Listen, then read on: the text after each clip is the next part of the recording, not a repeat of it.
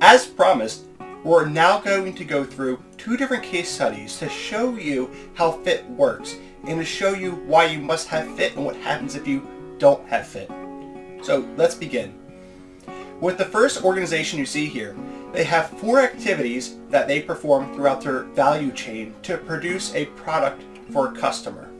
With any activity you perform, there's a range of quality on how well you can perform that activity. For this example, let's say you can go from 0% to 100% effectiveness in each activity. So if this organization has 4 activities, they do the first one at 90%, the second at 80, 95, and then 100%. What we do is we take those scores for those 4 activities and we multiply them together. And that gets us to our fit score. And that comes to a total of 68.4%, as you can see in this here example. Not bad. Now let's take a look at another organization who is pursuing the same strategy but is a little bit less efficient. Let's call the second example juggling too many activities ineffectively. As you can see, there's more activities here than the previous example where there was 4. Now we have 5. And this organization, they have less resources to put into each of these resources to complete the activities. So they're not performing them as well as our competitor. So they have more activities, and as you can see from the scores here, they're not doing as well as the other company is, who's very focused on what they do best. So here we have a score of 70, 90, 60, 80, and 50. And if you multiply them together, that gets us to a fit score of 15%. And that is terrible. Because you see the other organization, they had 1 less activity, but they did them all so much better, and they were in the 60s. And here we're at 15%. So even if these 2 organizations had the same exact strategy, but because of the way they're organized, because of the way their core competencies have been developed, the first one is going to win and keep winning, while the second one's going to spend a lot of time, energy, and frustration trying to understand why their strategy isn't coming together. So this really illustrates why having the execution capabilities are so key to the strategies, and having a core competency that enables your organization to do what it does really, really well. The second case study that we're going to discuss is the economic performance of Japanese industrial firms during the 1980s. So from World War II up until the 1980s, Japan had a really incredible economic boom. And what that meant is that the Japanese, they had to grow quickly, and they had to learn and relearn how to become competitive. Because after the war, so much was destroyed and misplaced, so they had to reinvent themselves. So that's what they did. The Japanese firms struggled in the beginning, but then they got really good. And so good, in fact, they were able to beat many established American competitors.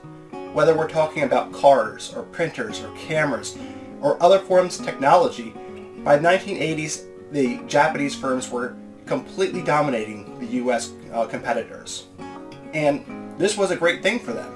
However, what happened in the 1980s is critical to our lessons in strategy execution. What these organizations did is they put less emphasis on strategy, and they continued to become operationally excellent, and they all start to mirror each other. So all of a sudden, over the course of a few years, you had, say, 5 firms in the industry all performing a very similar activity, all doing it very effectively with not too much differentiation. As we learned, if there's no unique position, there's no fit that's formed and protected, the keys to sustainable long-term profitability aren't there. So what happened here? So if you're competing and you have nothing else to compete on other than price, you're going to create a price war, and that's what happened.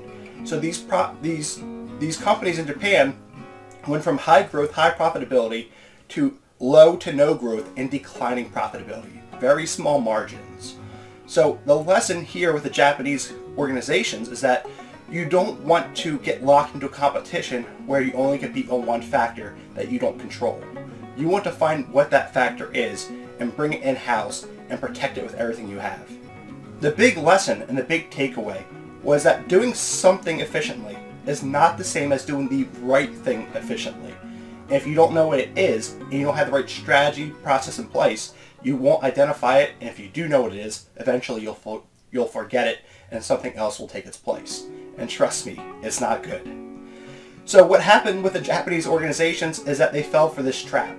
They all became extremely effective at doing the same thing. So they had more than 2 decades of lost growth where they were not able to get out of the cycle. And we still see the effects of this on the Japanese economy today.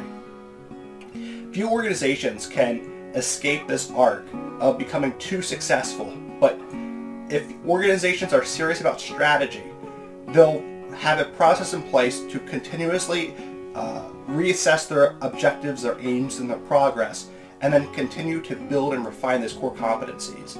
Organizations who lose track or pace of one or the other, they're not going to do well. And if we're talking about boats, as we were in our previous examples, you can see that when you let efficiency supplant strategy, your boat goes underwater.